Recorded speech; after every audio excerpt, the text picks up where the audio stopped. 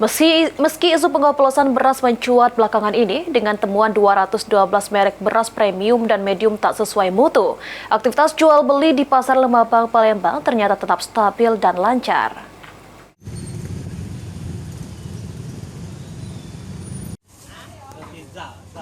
Dari pantauan PAL TV, isu beras oplosan tidak mengganggu secara signifikan penjualan beras di Kota Palembang, salah satunya di Pasar Lemabang.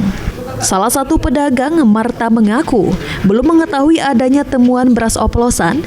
Jenis beras-beras premium sendiri masih banyak dibeli oleh warga. Meski saat ini harga beras jenis premium mengalami kenaikan dari sebelumnya Rp295.000 menjadi Rp300.000 untuk 20 kg. Di oplosan belum ada dengar. Belum ada info ya? Pribadi aku tidak kasih dengar. Kalau masalah oplosan itu. Kalau oplosan apa? Beras raja yang oplosan yang ngomong kan.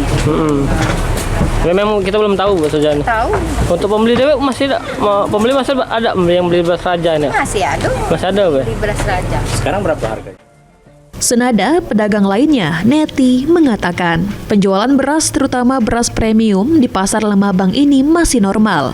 Karena masyarakat yang mengetahui temuan beras oplosan lebih memilih membeli beras premium meski mengalami kenaikan hingga Rp20.000 per karung. Tapi mereka belum banyak yang tahu. Belum banyak yang tahu ya?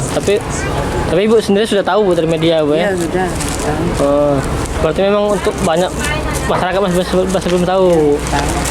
Untuk ini penjualan sendiri masih banyak yang beli, Bu? Masih.